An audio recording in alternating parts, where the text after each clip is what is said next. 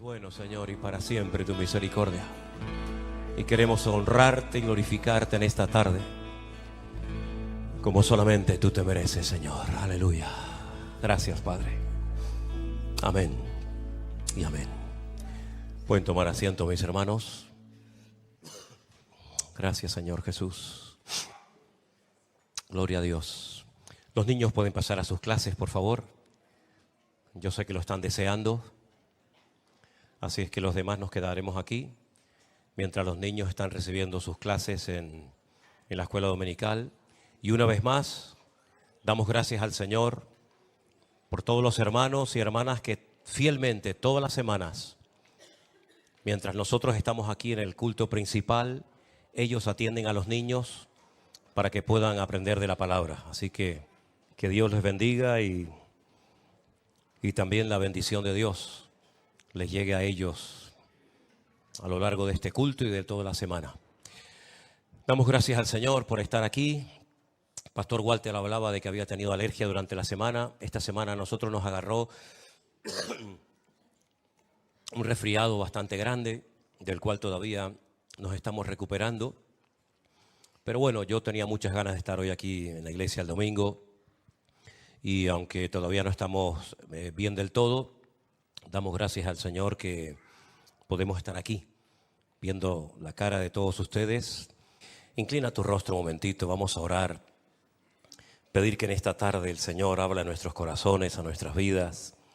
Estamos sin lugar a dudas viviendo tiempos muy interesantes, tiempos difíciles, tiempos peligrosos, tiempos de guerras y de rumores de guerras, de nación contra nación, reino contra reino. Y como bien sabemos, esto no ha hecho más que comenzar. Pero nos agarramos a la palabra de nuestro Dios, a tus promesas, Señor. Y por eso pedimos que en esta tarde tú hables a nuestros corazones, que tu palabra pueda llegar a muchos lugares, Señor, sin problemas. Y que tú nos hables en esta tarde y podamos recibir la porción que tú tienes para nosotros y fortalezcas nuestra fe y nos animes para seguir adelante en la carrera que tenemos por delante, Señor. Ponemos este tiempo de reflexión, de estudio de tu palabra en tus manos. Dirígenos y abre nuestros oídos en el nombre bendito de Jesús. Amén y amén. Gloria a Dios. Os voy a contar una historia que probablemente a más de uno les va a poner los pelos de punta. Un grupo de soldados con su comandante a la cabeza, después de estar haciendo sus trabajos, volvieron a casa y encontraron que su casa había sido totalmente destruida.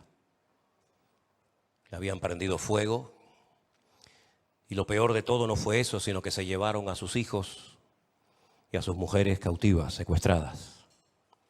El dolor era terrible. Sus gritos dice que se oían en muchos lugares. Se tiraron al suelo, rompieron sus vestiduras y lloraron y lloraron y lloraron y no sabían realmente qué hacer. Era una desesperación tan grande. Volveremos a ver a nuestras esposas, volveremos a ver a nuestros hijos. ¿Qué pasará con ellos, verdad? Qué dolor tan imposible de describir con palabras, ¿no? Se juntaron y decidieron, como dice el refrán, tomar el toro por los cuernos. Dijeron, vamos a buscarlas. Vamos a buscarlas. Que Dios nos ayude, que Dios nos dirija.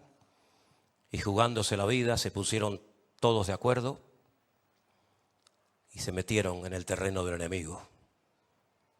Con el corazón roto, pero con su mirada en el Señor a buscar a sus esposas y a sus hijos.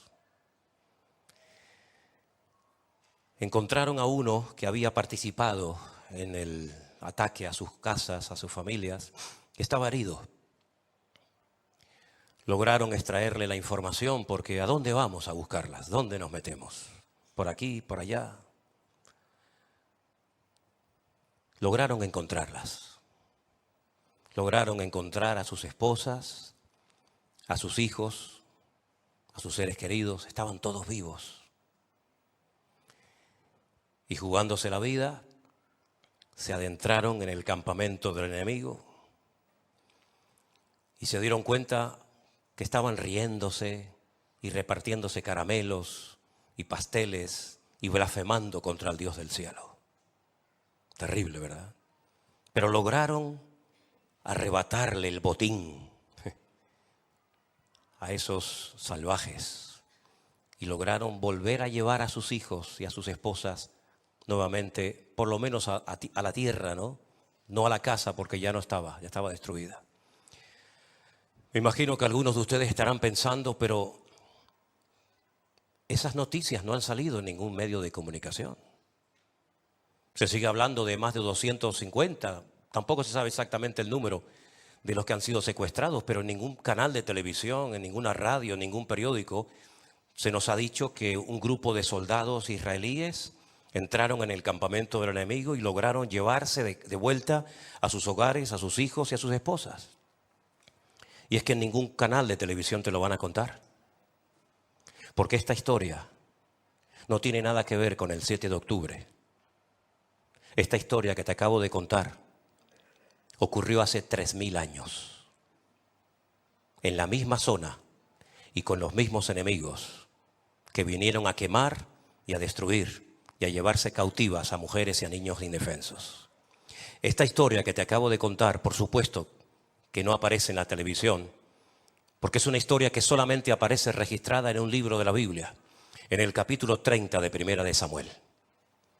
El capítulo 30 de Primera de Samuel dice que cuando David y sus hombres llegaron a Siglat, donde ellos vivían, los de Amalek habían invadido el Negev y a Siglat, y habían asolado a Siglat y le habían prendido fuego. Y se habían llevado cautivas a las mujeres y a todos los que estaban allí, desde el menor hasta el mayor. Pero a nadie habían dado muerte, sino se los habían llevado al seguir su camino. Vino pues David con los suyos a la ciudad, y he aquí que estaba quemada, y sus mujeres y sus hijos y sus hijas habían sido llevados cautivos. Entonces David y la gente que con él estaba alzaron la voz y lloraron hasta que les faltaron las fuerzas para llorar. Se vuelve otra vez a repetir la misma historia, ¿no? Parece mentira. Hace 3000 años pasó exactamente lo mismo que volvió a ocurrir el día 7 de octubre de este año 2023. Las dos mujeres de David, ¿verdad? Aquí menciona el nombre de una de ellas, Ahinoam, Jezreelita, y Abigail, la que fue la mujer de Nabal, el del Carmel, también eran cautivas. David se angustió mucho porque el pueblo incluso hablaba de apedrearlo. Pues todo el pueblo estaba en amargura de alma, cada cual por sus hijos y por sus hijas. Mas David se fortaleció en el Señor su Dios. ¿Cuántos dicen amén? Ahí está el secreto, hermanos. En medio de la angustia, invocar el nombre de nuestro Dios y fortalecernos en Él y en su palabra. Y David le dijo al sacerdote Abiatar, hijo de Ahimelech: yo te ruego que me acerques el efod. Y Abiatar le acercó el efod a David. Era la forma de consultar rápidamente cuál era la voluntad de Dios. No había tiempo que perder, cada minuto contaba en su contra. David consultó al Señor y le dijo: ¿perseguiré a estos merodeadores? ¿Los podré alcanzar? Y él le dijo: sí, síguelos, porque ciertamente los alcanzarás y de cierto librarás a los cautivos. Partió pues David, él y sus 600 hombres que con él estaban, y llegaron hasta el torrente de Besor, donde quedaron algunos. Y David siguió adelante con 400 hombres, porque se quedaron atrás 200, que cansados no pudieron pasar el torrente de Besor. Y hallaron en el campo a un hombre egipcio, el cual trajeron a David, y le dieron pan, y comió, y le dieron agua de beber.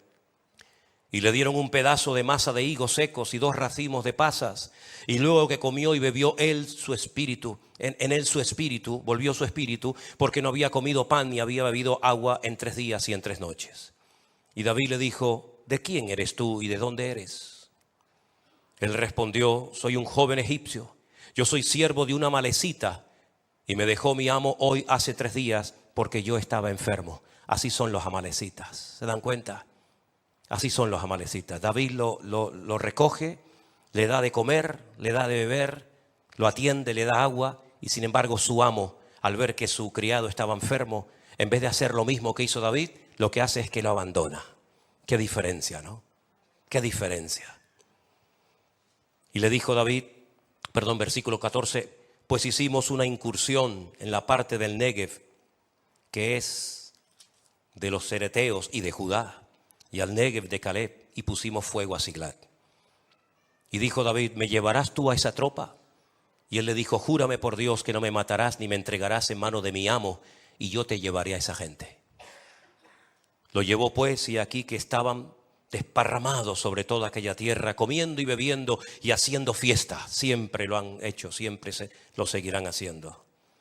Por todo aquel gran botín que habían tomado de la tierra de los filisteos y de la tierra de Judá. Y los hirió David desde aquella mañana hasta la tarde del día siguiente. No escapó de ellos ninguno, solamente los 400 hombres. Solamente 400 hombres montaron sobre sus camellos y huyeron. Y libró David todo lo que los amalecitas le habían tomado, y asimismo libertó David a sus 2 mujeres. Y no le faltó cosa alguna, chica ni grande, ni así de sus hijos como de sus hijas, del robo y de todas las cosas que había tomado, todo lo recuperó David. Es increíble, ¿verdad?, cómo hay un enemigo en la Biblia cuyo nombre es Amalek, que es diferente, totalmente diferente a todos los enemigos con los cuales se ha tenido que enfrentar en el pasado el pueblo de Israel. Conocemos los nombres de esos enemigos. Había 7 enemigos principales que se habían, apoderado de una tierra que no era de ellos. Ellos tenían sus tierras, ellos tenían sus países, pero ellos querían, además de lo que tenían, apropiarse de un terreno que Dios ya había dicho al patriarca Abraham siglos atrás que esa era la tierra de su descendencia, del hijo de Isaac, de Jacob, etcétera, etcétera. La palabra de Dios nos enseña que esas naciones tenían que ser derrotadas y expulsadas de ese terreno, a menos que se rindieran. Pero de todos los enemigos que la Biblia menciona, hay uno que es completamente diferente a todos. Porque no solamente es un enemigo, físico, con el cual había que enfrentarse, sino que tipifica, representa todo lo que se opone a Dios. Ese enemigo llamado Amalek, si hiciéramos, los cálculos que se pueden hacer, ¿no?, para saber cuál es el valor numérico de su nombre en hebreo, suma 240. Y ustedes dirán, ¿y esto a qué viene? Esto viene que la palabra duda, que es safek, también tiene el mismo valor numérico, 240. Y es que este enemigo siempre está ahí. Pero hay algo que cuando se hace, ese enemigo como que se despierta y decide atacar y exterminar al pueblo de Israel. Porque si uno analiza uno por uno, no tenemos tiempo para hacerlo ahora, pero si uno analiza uno por uno los enemigos con los cuales se ha tenido que enfrentar esa nación, cada uno tiene su característica. De hecho, ya el nombre que recibe cada uno de los enemigos significa algo, y las estrategias, la forma de operar, la forma de atacar, pues nos dice mucho acerca de ese enemigo. Pero Amalek es un enemigo traicionero, porque es el enemigo que ataca por la retaguardia. No es el enemigo que viene de frente. ¿Se acuerdan cuando, por ejemplo, aquel paladín, aquel enorme gigante representante de los filisteos, desafió al pueblo de Israel? No lo hacía a escondidas. No mandaba cartas, no mandaba mensajeros, sino que él daba la cara y él desafiaba públicamente durante 40 largos días al pueblo de Israel. Y pedía que uno solo se atreviera a pelear contra él. Pero Amalek no actúa de esa manera. Amalek es un ser resentido, y sabemos que las personas resentidas son personas muy peligrosas. Amalek es la representación y la personificación de la maldad, del odio. No tiene ningún tipo de escrúpulos. Lo mismo le da matar a una persona pequeña que grande, de pecho o de lo que sea. En el libro de Deuteronomio, cuando se habla de este enemigo, se nos dicen cosas muy interesantes. En Deuteronomio capítulo 25, verso 17, el Señor dice: acuérdate de lo que te hizo Amalek contigo en el camino cuando salías de Egipto. Acuérdate. Miren, cuando ustedes ven, por ejemplo, en cualquier representación o cuadro, o por ejemplo, las tenemos ahí. Me acabo de dar cuenta que en la puerta de la iglesia también tenemos como una especie de tabla de los 10 mandamientos. Ustedes se van a dar cuenta de que nunca se escribe todo el mandamiento completo, sino siempre se escriben las primeras palabras. No se escribe todo el mandamiento. Simplemente leyendo las 2 o 3 primeras palabras, automáticamente tú sabes a qué mandamiento se refiere. Si es el primero, el cuarto, el quinto, el octavo, el décimo o el que sea. Hay un mandamiento que empieza diciendo Zahor et Yom HaShabbat. Zahor. Zahor es una orden. Acuérdate, en ese caso, del día de reposo para santificarlo. Cuando el judío oye Zahor, automáticamente lo primero que piensa es en ese mandamiento que Dios le dio al pueblo de Israel para que lo guardaran por generaciones. Zahor, recuerda, acuérdate del día de reposo. Es la misma palabra, exactamente el mismo término que Moisés utiliza para que cuando oigan esa palabra, no solamente recuerden cumplir con el Shabbat, con el día de reposo, sino que dice, Zahor, recuerda, acuérdate de lo que te hizo Amalek cuando venías de Egipto y te salió en el camino. En otras palabras, no olvides ese encuentro con él, no lo olvides, recuérdalo siempre. Hay muchas cosas que la Biblia nos enseña que tenemos que olvidar, pasarlas ya al pasado, pasar la página. Pero hay otras cosas que tú no te puedes permitir el lujo de olvidar. Y no hay nada peor que perder la memoria espiritual. No hay nada peor que perder la memoria de aquellas cosas que el Señor nos ordena en su palabra que tenemos que recordarlas.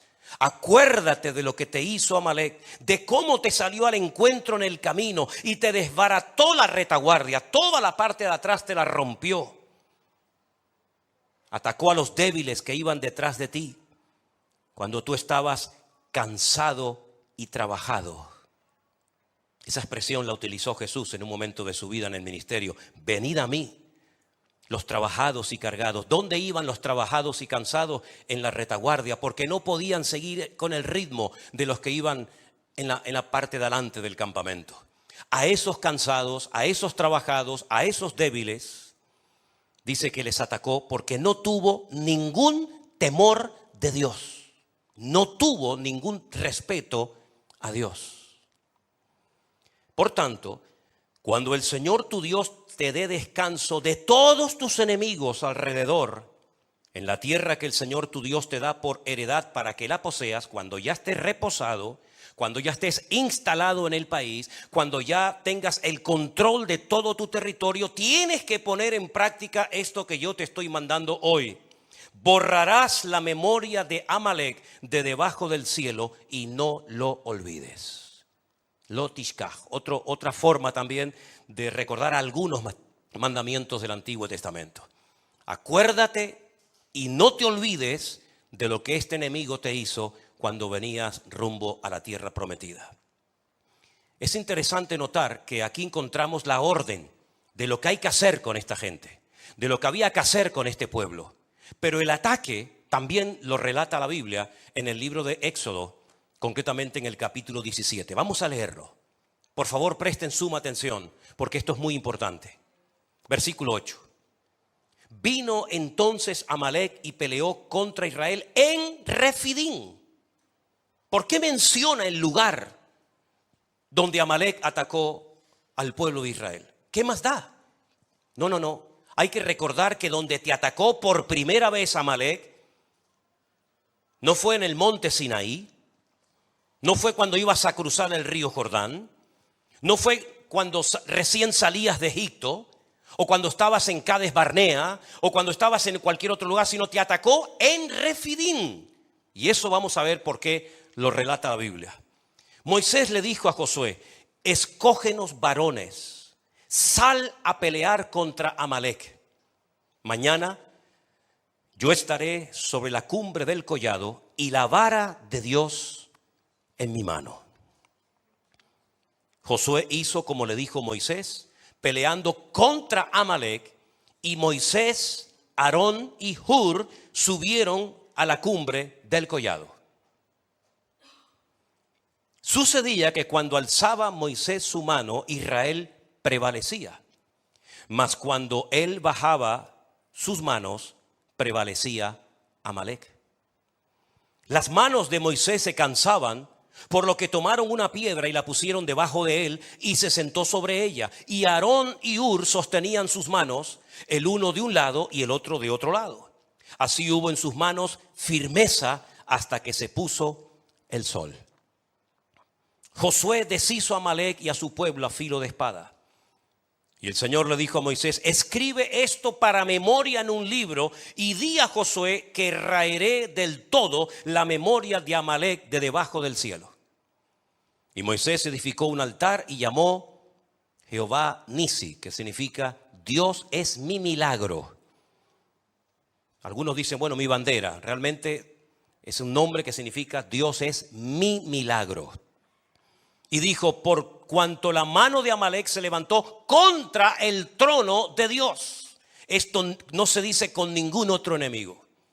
Amalec no solamente atacó físicamente al pueblo de Israel, sino que dice que se levantó contra el trono de Dios. Y el Señor tendrá guerra con Amalec de generación en generación. Si el pueblo de Amalec como tal hoy en día no existe, no existe un pueblo que se llame Amalec, ¿por qué dice la Escritura que el Señor tendrá guerra contra Amalec de generación en generación? Si hace muchas generaciones que Amalec ya dejó de existir. Es que Amalec es mucho más que un enemigo físico natural. Amalec representa un espíritu, un demonio. Fijaros que la estrategia de Faraón, para él con llevar de vuelta cautivos a los hijos de Israel como esclavos a Egipto, se conformaba. Él no quería matarlos. Él quería usarlos como mano de obra, como esclavos en Egipto. Sin embargo, la estrategia de Amalec es diferente. Amalec no quiere simplemente hacer cautivos. Si los hace es para dañar la moral del pueblo. Amalec lo que quiere es exterminar de la faz de la tierra a ese pueblo. Y ahora tú puedes analizar a lo largo de la historia cuántos pueblos, cuántos imperios, cuántas personas fueron tomadas por este espíritu y decidieron arrasar, borrar de la faz de la tierra al pueblo de Israel. Sería muy interesante que analizaras esto a lo largo de la historia y te dieras cuenta de que no ha sido solamente Amalec el que intentó hacerlo, sino otros tantos.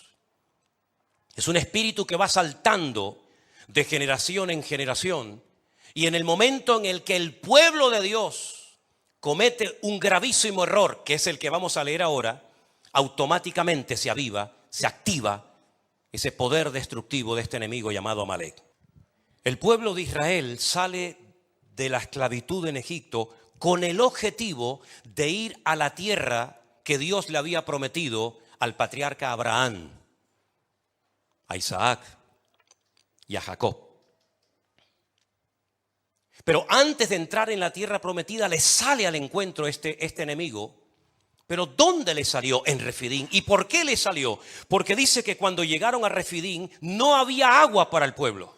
Lo dice Éxodo 17:1. No había agua para el pueblo. ¿Qué es lo que hace el pueblo? Ya habían visto muchas veces la mano de Dios. Ya habían visto cómo el Señor había hecho auténticos milagros para ellos, únicos e irrepetibles. ¿Por qué no clamaron a Dios? ¿Por qué no se humillaron delante de Dios? ¿Por qué no le dijeron: Señor, ayúdanos? ¿Qué es para ti darnos agua? Si acabas de hacer tremendos milagros en el imperio más poderoso del mundo, que era el imperio de los egipcios. No clamaron a Dios. Dice que el pueblo murmuró contra Moisés.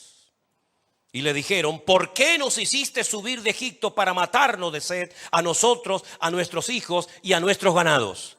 A mí me hace gracia porque parece que cuando no había agua, Moisés tenía como una cuba de agua en la tienda de campaña y él tenía agua en cantidad, ¿no? No es como estos sinvergüenzas de Hamás que dice que no hay combustible en la franja de Gaza, pero sin embargo tienen en un poquito más al sur más de 550,000 litros de combustible, pero lo utilizan para sus necesidades personales. Moisés no hacía eso. Cuando no había agua ni para Moisés, ni para Miriam, ni para Aarón, ni para el pueblo, ni para nadie.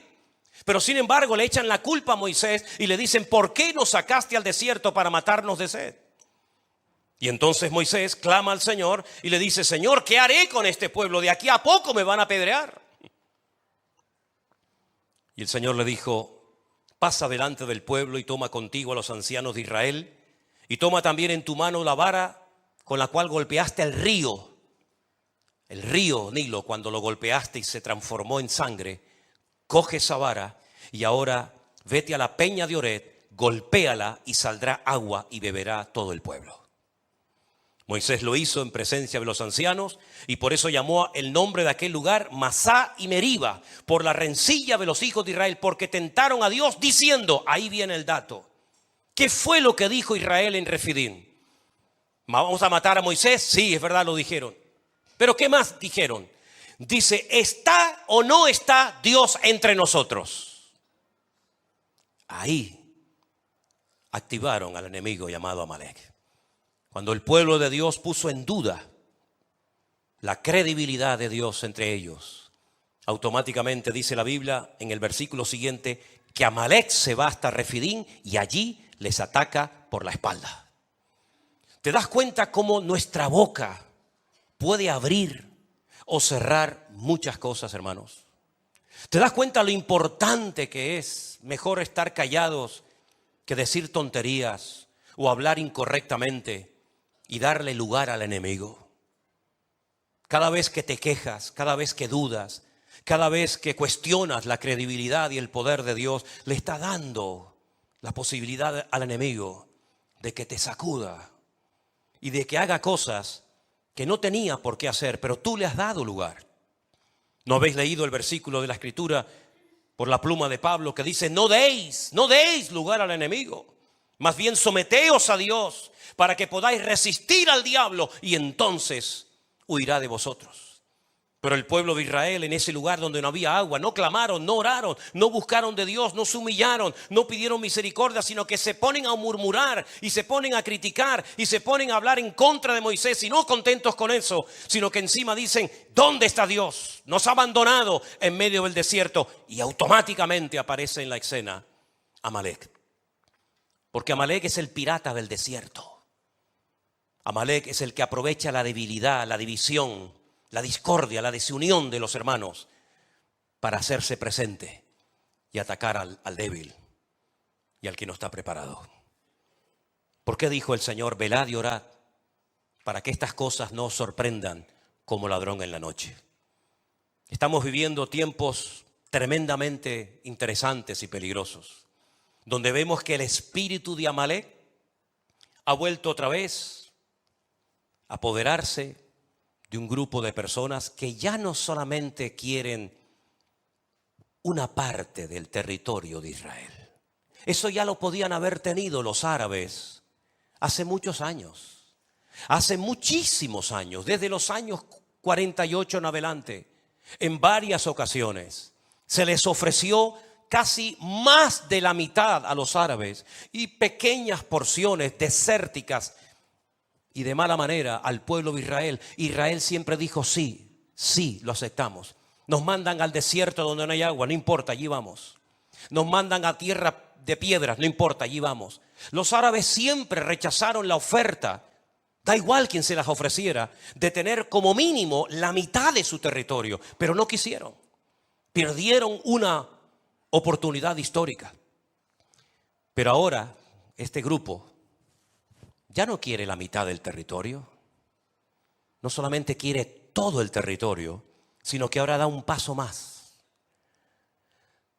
Ahora han levantado banderas negras en todas las mezquitas de Teherán y de Irán, llamando al mundo musulmán al martirio, porque ahora lo que quieren es exterminar a todos los judíos de sobre la faz de la tierra.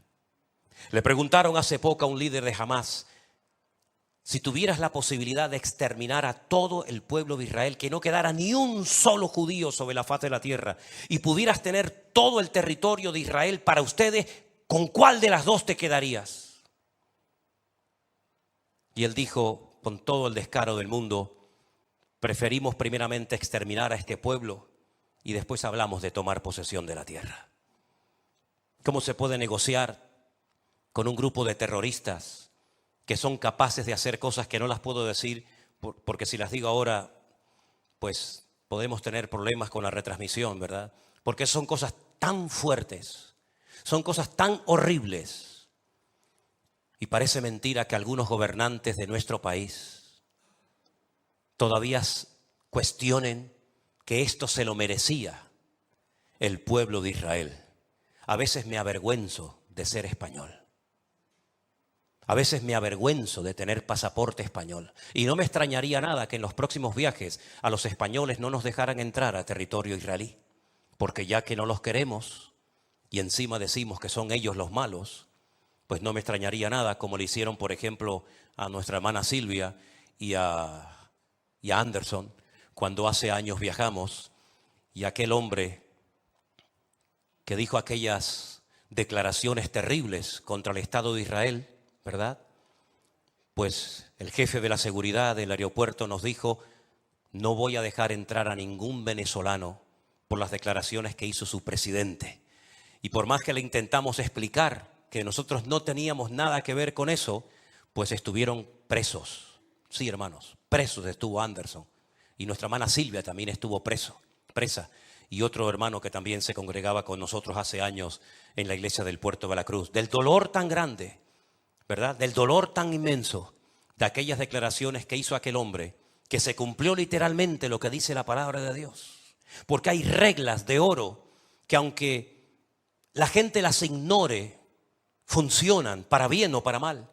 Yo bendeciré a todos los que te bendigan y maldeciré a todos los que te maldigan. Es así. Y ese hombre maldijo, como dijo en aquella ocasión, desde lo más profundo de sus entrañas a ese pueblo.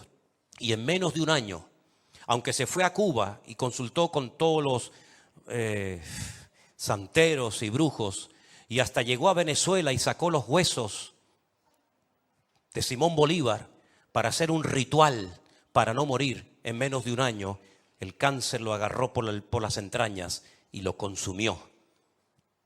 ¿Qué les parece, mis queridos hermanos?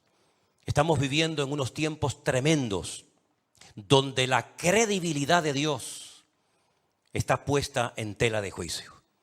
Hay algo tremendamente interesante que pasa con este ataque de Amalek contra el pueblo de Dios. La palabra trono en hebreo se dice kisé. Y el nombre de Dios, todos sabéis que tiene 4 letras. Yod, Hei, Bat, Hei. Cuando se habla de que él atacó el trono de Dios, no aparece kisé Adonai, sino aparece Kes Yah. Es decir, le falta una letra a la palabra trono y le faltan 2 letras al nombre de Dios. Y esto tiene que tener una explicación, claro que tiene que tener una explicación.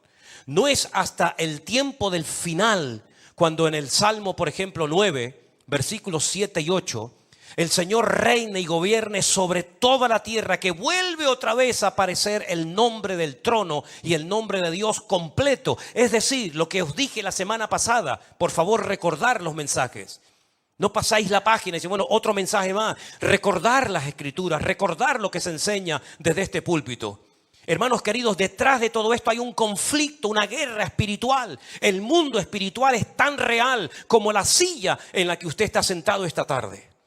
El mundo espiritual es real. Cuando la semana pasada veíamos cómo Daniel oraba y añadía ayuno a su oración. Y estuvo durante 21 días sin probar bocado. Cuando finalmente se aparece el mensajero del Señor, le dice: desde el principio que te dispusiste a orar, tu oración fue oída. Pero una cosa es que nuestra oración suba, que sea oída, y otra cosa muy diferente es que baje la respuesta. Y dice, el tema es que el príncipe de Persia se opuso y tuvo que venir Miguel a ayudarme. Y cuando termine este conflicto voy a ir a pelear contra otro príncipe, que es el príncipe de Grecia. Y tú dices, pero ¿de qué estamos hablando? De un conflicto en el mundo espiritual. Satanás es el príncipe de las tinieblas y hay un conflicto espiritual. No es un conflicto, un problema político. Si fuera político, se sientan en una mesa y se resuelve en unos días, en unas semanas en la situación. Es que nunca se va a poder solucionar porque hay un conflicto de tipo espiritual. ¿Quién puede más? ¿El Dios de Abraham, de Isaac y Jacob? ¿O Alá? ¿Quién puede más? ¿El Antiguo Testamento y todas las promesas que Dios le dio a ese pueblo? ¿O el Corán?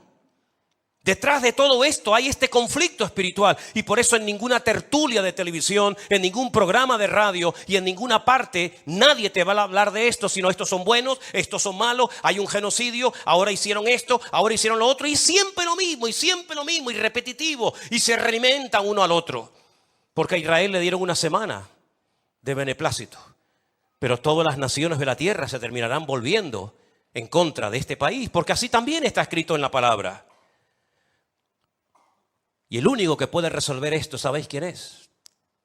El príncipe de la paz, al que precisamente en ninguna reunión lo invitan. En la reunión que hicieron estos líderes del mundo en Egipto, no invitaron al Señor Jesús. Cuando se reúnen los líderes europeos, no lo invitan a Él para que esté presente. Cuando se reúnen los líderes en la ONU, nos dicen vamos a orar y pedirle a nuestro Dios que nos dé sabiduría y revelación y que nos ayude a buscar un remedio a todo esto. El otro día dijo alguien algo muy interesante. Si todos los judíos que están en el mundo esparcidos volvieran ahora todos a Israel, tal vez así se acabaría el problema. Ya no habría problemas en Inglaterra, en Francia, en Alemania, en España o en cualquier otro país. Y alguien le contestó y le dijo, no, tampoco así se resolvería. Porque el objetivo, lo que tienen por escrito, y todos sus seguidores lo saben, es la exterminación del pueblo de Israel. Está en peligro, entre comillas, el nombre de Dios. Y Dios dice que intervendrá y salvará, no por vosotros, sino por amor a mi nombre, porque el Señor ha comprometido su palabra en guardar a ese pueblo y ese territorio y a esas familias, aunque no crean en Él, aunque le rechacen. Fíjate lo misericordioso y lo amoroso que es Dios, que a pesar de los pesares, Dios dice, aquí estaré siempre peleando por mi tierra, porque la tierra de Israel no es ni de los judíos, ni de los palestinos, ni de nadie, sino la tierra es de nuestro Dios. Así que mis queridos hermanos, hasta que no entienda la gente que esto es un conflicto espiritual, difícilmente van a poder acertar y darse cuenta de que realmente el único que puede solucionar todo esto es nuestro Dios. Hay algunas características que he anotado aquí que quisiera compartir con ustedes acerca de cómo actúa este espíritu, que no solamente actuó, digamos, un poco en el tiempo del faraón, aunque realmente con matar a los niños se conformaba. Dejó a las mujeres, por ejemplo, vivas. Pero sin embargo, si ustedes leen detenidamente, y espero que lo puedan hacer esta semana, el libro de Esther, se van a dar cuenta que el personaje que es usado por el diablo en ese momento de la historia, él quería exactamente lo mismo que quiere ahora esta gente: el exterminio total y absoluto del pueblo de Israel. Pero todos sabemos la historia, ¿no? Todos sabemos que le salió el tiro por la culata, pero ya hubo otro segundo intento, y a lo largo de la historia ha habido otros momentos y otros lugares. Número 1, la Biblia dice que Amalek no tiene ningún temor de Dios. No tiene ningún temor de Dios, porque la Biblia dice que ese espíritu se levanta contra todo lo que es objeto de culto. Todo lo que tiene que ver con el Dios vivo y verdadero lo quiere atacar y borrar de la faz de la tierra. Ataca por la espalda a las mujeres, a los niños, a los cansados. No respeta a nadie, no tiene ningún tipo de afecto natural. Por eso dice la Biblia en Romanos capítulo 1 y capítulo 2 que por haber perdido todo afecto natural, Dios los entrega a hechos vergonzosos. Este enemigo se alimenta con sangre, porque dentro de la cultura del Islam, ellos saben perfectamente, dentro de sus principios religiosos, que el maguit no viene hasta que haya un río de sangre. Y ustedes se preguntarán, ¿y quién es este maguit? El maguit en el Islam es el Mesías. El maguit en la Biblia es el anticristo. Y el otro día dijo un líder, porque dicho sea de paso, los líderes de Hamás, que son todos multimillonarios y tienen fortunas tremendas, no están en la Franja de Gaza. Están muchos en Qatar y en otros lugares pegándose la gran vida, ¿verdad? mientras su pueblo pues está como está. Él dijo que la única manera de atraer al Magid es con ríos y ríos de sangre. Son como los vampiros, se alimentan de sangre. Es traicionero, es rencoroso, lucha contra Dios. Fue el enemigo que pretendía frenar el avance del pueblo de Dios en su conquista, en su objetivo de tomar la tierra prometida. Dios le había dicho, esta es la tierra donde fluye leche y miel, la tierra que yo le prometí a vuestros padres. Y Amalek se para y dice, no vais a pasar por aquí. Por eso dice la Biblia que tuvieron que hacer un rodeo y no entraron por el sur, por lo que sería hoy en día la franja de Gaza, sino que hicieron un rodeo y entraron por los campos de Moab, por lo que sería hoy en día Jordania, otro país inventado, dicho sea de paso, y tuvieron que cruzar el río Jordán. Y cuando cruzan el río Jordán, el primer obstáculo que se encuentran, por supuesto después del río, es la ciudad de Jericó. ¿Por qué hicieron ese rodeo? Porque Amalek era un enemigo que como los atrapara, los quería arrasar de la faz de la tierra. Y el Señor le dijo, te vas a encargar de ellos, pero una vez que tomes posesión de la tierra, una vez que ya tengas el control de la tierra, no te olvides de lo que te hizo y borrarás su memoria de la faz de la tierra. Amalek es como una especie de virus. Es un virus que muta. Hoy utiliza un grupo, mañana utiliza otro, hoy utiliza un sistema político, mañana un sistema religioso. Y es un virus que va mutando a través de los tiempos. Y la persona que se abre y está dispuesta a ser afectada, usada por ese virus, por supuesto que lo hace, y más si tiene poder y más si tiene dinero. Representa el antagonismo puro en contra de todo principio moral o espiritual o de la índole que sea. Es interesante notar que los datos dicen que desde la Segunda Guerra Mundial no habían muerto en un solo día tantos judíos como desde el tiempo de la Shoah, el tiempo del Holocausto. Y es que se vuelve a repetir la historia, ¿verdad? Se vuelve otra vez a repetir, no con el nombre de Amalek, sino con el nombre de, en este caso, de Hamás. Palabra que aparece muchas veces, 39 veces en la Biblia. 39 veces aparece la palabra Hamás en la Biblia. La primera vez que aparece, para darles un pequeño dato, es cuando el Señor dice que observó la tierra y la tierra estaba llena del Hamás. Estaba llena de actos de violencia. Y el Señor dijo, hasta aquí hemos llegado. Borrón y cuenta nueva. Prepara el arca donde te salvarás tú y todos los que quieran salvarse. Hermanos queridos, estamos viviendo en tiempos peligrosos, en tiempos difíciles. Porque si este espíritu no se para en ese lugar donde está ahora centrado, saltará a toda Europa. Y Europa, que está dormida y atontada desde hace ya muchísimos años, abierta a lo que nunca tenía que haberse abierto y cerrada a lo que nunca tenía que haberse cerrado, será la siguiente víctima. Porque no se olviden que todos y cada uno de nosotros, no solamente por ser, digamos, occidentales, sino además por ser cristianos, seguidores de Cristo, del Rey de Reyes y Señor de los Señores, el que murió y resucitó al tercer día, también nos hemos convertido en enemigos potenciales de este tremendo espíritu llamado Amalek, o ponle el nombre que tú prefieras. ¿Cómo se puede vencer y cómo se puede luchar contra todo esto? De rodillas. Lo decía Walter hace un rato. Nuestra gran fortaleza, ¿sabéis cuál es? ¿Sabéis cuál es la fortaleza nuestra en este momento? Nuestra debilidad. Nuestra gran fortaleza es que somos débiles para defendernos contra estas cosas. Pero el Señor le dice a los débiles, digan los débiles, fuerte soy en el Señor. Esta batalla espiritual no es contra sangre y contra carne, por lo menos lo que nos toca a nosotros, sino contra príncipes, contra potestades, contra gobernadores, contra huestes espirituales de maldad en las regiones celestes. Por eso Pablo habla de escudo, de yelmo, por eso Pablo habla de una armadura y describe cada una de las piezas de esta armadura como algo que el enemigo quiere robar, como os dije la semana pasada. El yelmo de la salvación no quiere que la gente se salve, sino que se condenen eternamente.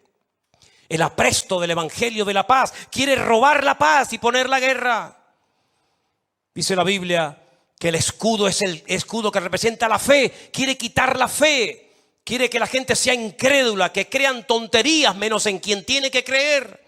Y así sucesivamente el enemigo tiene una agenda. Porque déjeme que les diga algo. Satanás no se cansa. Satanás no toma vacaciones. Satanás no se toma un respiro. Satanás es un ser amargado, frustrado, que está constantemente pensando en el mal. Es padre de mentira. Y está tratando, sabiendo que le queda poco tiempo. Porque si alguien sabe en el mundo espiritual que le queda poco tiempo, ese es él. Pero sabemos que en este poco tiempo la iglesia tiene que estar preparada con lo único que puede hacer. Orando y velando para que estas cosas no nos sorprendan, como si alguna cosa extraña estuviera aconteciendo en el mundo, sino que supiéramos que nuestros hermanos están siendo sacudidos en todas partes. Yo hablo casi a diario con hermanos nuestros en la fe, en Jerusalén, en Tel Aviv, en Galilea. Constantemente estoy hablando, casi todos los días hablo con ellos. Hablé hace unos días, me llamó, mejor dicho, nuestra hermana Susana, que vive en Galilea, en la ciudad de Tiberias. Y estuve hablando con ella, una hermana que cuando ella llegó con su marido, recién terminada la Segunda Guerra Mundial, allí a Israel, queridos hermanos, había 4 creyentes en toda la Galilea, 4 creyentes, y se tenían que ir a lo alto de una montaña a orar a escondida para que los rabinos no les apedrearan y no les escupieran y no los maltrataran. Pero ellos iban a orar y les hacían pintadas en las puertas de las casas y le hacían todo tipo de cosas. Y hoy en día tienen una congregación de más de 400 hermanos nuestros en la fe en la ciudad de Tiberias, en Galilea. Hablando con nuestra hermana Marta desde Jerusalén, me decía exactamente igual. Estamos en una guerra de tipo espiritual y la única manera es apoyarnos, cubrirnos todas las espaldas unos a otros, orando por nuestros hijos, orando por los jóvenes, orando por la familia, orando por los siervos de Dios. Porque dice la Biblia que desde la angustia podremos llegar a invocar el nombre del Señor y el Señor nos responderá y será propicio. Amén, hermanos. Así que, mis queridos hermanos, la historia se vuelve a repetir.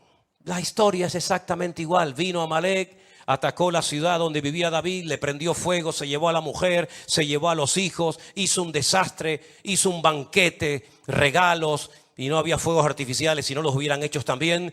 Y 3.000 años más tarde volvemos a ver del mismo territorio, porque siempre vienen del mismo territorio, siempre. Gaza es uno de los pocos lugares del mundo y de la Biblia que tiene el mismo nombre desde el Antiguo Testamento hasta nuestros días. Y es interesante notar lo que la Biblia dice acerca del futuro, de lo que le va a pasar a Gaza. No lo digo yo. Yo siempre le digo a la gente cuando, saben que como dije el otro día, se ha puesto muy de moda eso de te cogen un vídeo, uno te parte hacia la mitad y se pone al lado. Escuchen, miren lo que dice este hombre, miren lo que dijo. Se ha puesto de moda esa historia, ¿no? Pues, queridos hermanos, estamos viviendo en unos tiempos en los cuales necesitamos doblar la guardia. ¿Oramos? Sí, hay que orar más. Buscamos el rostro de Dios, nada más empezar a la mañana, hay que hacerlo mucho más. Porque el horno se ha puesto tan fuerte y la presión va a ser tan tremenda. Ya desde el 2020 el Señor nos viene hablando muy claramente.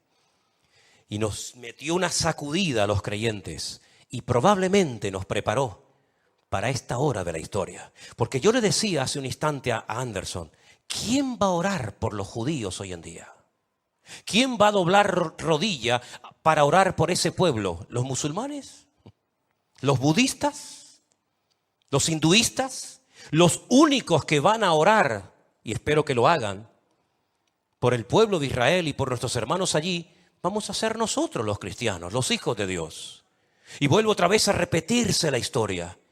Israel ahora está triste, la gente está triste, no hay tal vez esa alegría que había antes, ¿verdad? Pero ahí apareció una gentil que consoló a una cansada y triste Noemí, que ya decía, me tengo que cambiar hasta el nombre, porque mi actitud no coincide con el significado de mi nombre, ¿verdad? Y yo creo que en este tiempo, no sé hasta cuándo, yo no sé hasta cuándo el Señor nos permitirá ver lo que está pasando, no lo sé. No tengo ni ideas porque cuando uno vivió el 2020 con la pandemia dijimos, esto fue lo más grande que nos ha pasado en nuestra vida, ¿sí o no? Cerrar todas las iglesias, millones de cristianos sin poder congregarse, Parece que aquello era lo peor que nos podía pasar, ¿no? Dios después cambió todo en bendición. Pero ¿hasta dónde nos permitirá ver el Señor? Yo llevo días analizando y leyendo y preguntándole al Señor y orando. Señor, esta va a ser una guerra más, la octava, dicho sea de paso. La octava guerra que Israel no ha empezado nunca ninguna, pero que dicho sea de paso siempre las terminó ganando todas. ¿Será esta una más en la lista? ¿O será esta una que nos lleva a la otra y a la otra? Porque como les dije la semana pasada, y créame que voy concluyendo, lo peor está por venir. Esto es simplemente un pequeño botón de muestra. El enemigo más grande que tiene Israel no es la franja de Gaza. El enemigo más grande vendrá del norte. Les dije que leyeran, ¿se acuerdan? Ezequiel 38 y 39, Gog, Magog, Mesed y Tubal, que dice que el Señor los agarra por las quijadas y le dice, ven, yo soy el que te voy a llevar a mi tierra y aquí te probaré. Y dice la Biblia que hasta lugar de sepultura tiene el Señor preparada para Gog. ¿Os habéis preguntado alguna vez cómo el Señor le permite a Gog ser enterrado en tierra de Israel? ¿De dónde desciende Gog? ¿Qué fue lo que hizo un descendiente de Gog en el pasado para que Dios le permita ser enterrado en Israel?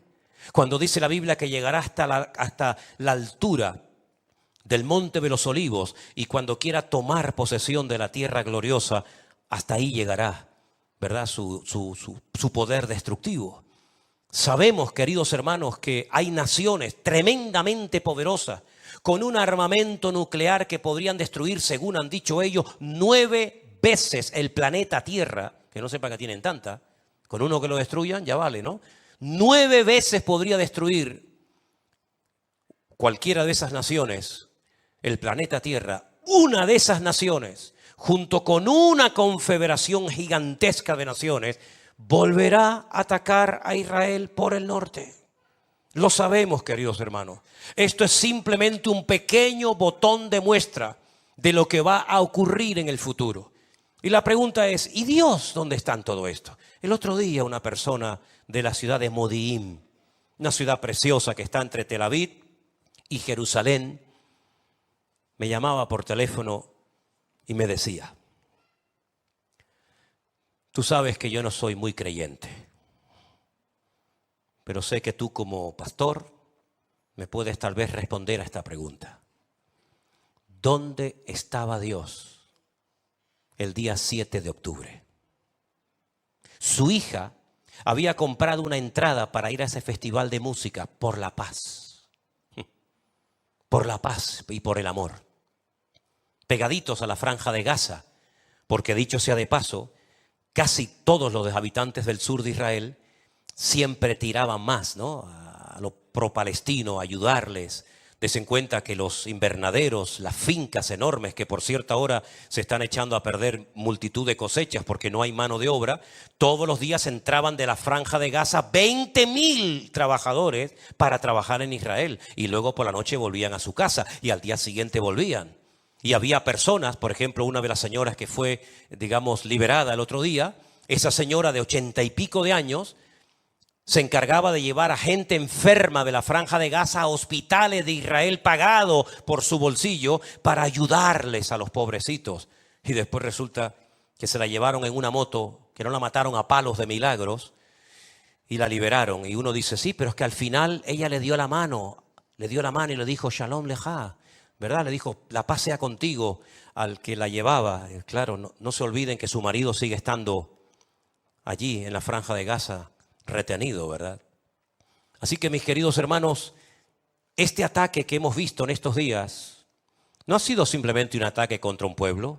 Permítame decirles que en este momento hay personas secuestradas de los Estados Unidos, muchos argentinos, españoles, peruanos, colombianos, franceses, alemanes, austríacos, italianos, tailandeses, de Nepal, de Inglaterra, de Canadá, México, Chile, Brasil, Panamá, Ucrania, Irlanda, Filipinas, Tanzania y probablemente alguno más. Fue un ataque contra el mundo.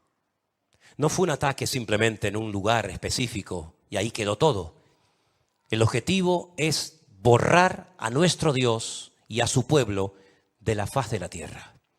Pero dice la palabra de Dios que aunque un ejército acampe contra nosotros, no tiene que temblar nuestro corazón ni tener miedo, porque el Señor es nuestra luz y nuestra salvación. No hay que tener miedo, no es tiempo de temblar, no es tiempo de cobardía, es tiempo de clamar a nuestro Dios vivo y todopoderoso para que Dios cuide a su pueblo, para que Dios proteja nuestras vidas y para que este tiempo sea un tiempo que sacuda a muchos de un lado y de otro y caigan postrados de rodillas, reconociendo que el Señor Jesucristo era y será por la eternidad el verdadero Mesías. Y es increíble la cantidad de milagros que ocurren muchas veces, tanto en un bando como en otro, donde el mismísimo Señor Jesucristo se presenta a esas personas y se revela como el camino, como la verdad y la vida. Y hay muchos testimonios que así lo confirman.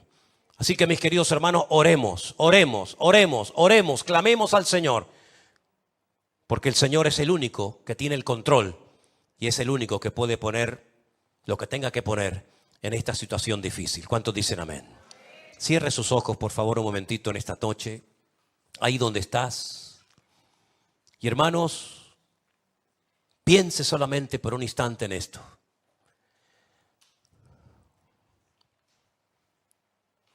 A tan solo unos días atrás, nada de esto había pasado. Todo cambió prácticamente de un día para otro. Ya nos pasó en el día del confinamiento.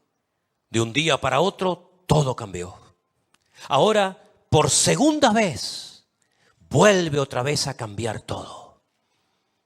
Y como dije la semana pasada, Israel nunca más volverá a ser igual. Los que hemos tenido el privilegio de visitar a Israel durante más de 20 años, nunca más volveremos a encontrarnos aquel Israel que conocimos. Oriente Medio nunca más volverá a ser igual. El mundo nunca más volverá a ser igual. Otro cambio más que se avecina. Y yo les recuerdo que cada vez que hay un cambio en lo natural, hay guerra en lo espiritual. Estaba a punto de caer un imperio y a punto de nacer otro imperio. Daniel tenía que orar y había guerra. Y estamos a punto de ver un cambio en todo, hermanos.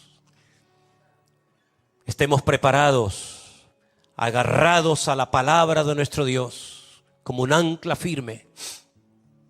Y recordemos que Él navega con nosotros en medio de la tormenta y en medio de la noche más fría y oscura. Él es nuestra luz y nuestro amparo y fortaleza. Aleluya. Señor, ayúdanos y fortalece a tu amado pueblo, Señor. Fortalécenos en la fe, Señor. Somos débiles, somos vasos de barro, Señor. Tú eres nuestro refugio, Señor. Tú eres nuestro pronto auxilio, Señor. Tú eres nuestro amado Dios del cielo. Aleluya. Señor, nosotros te amamos, Señor. Y no queremos fallar en esta hora de la historia. Sabemos que todo esto ha sido una preparación para llegar a esto, aquí. Señor, sosténnos con tu mano poderosa. Ayúdanos, Señor del cielo. Aleluya. Oh Jesús, santo, santo. Adoren al Señor, amados. Adoren al amado Dios, santo. Aleluya. Gracias, Señor. Si usted se quiere poner de pie o sentado de rodillas, como usted quiera. Pero adoremos al que vive por los siglos de los siglos. Aleluya. Gracias, Señor. Te adoramos. Te adoramos.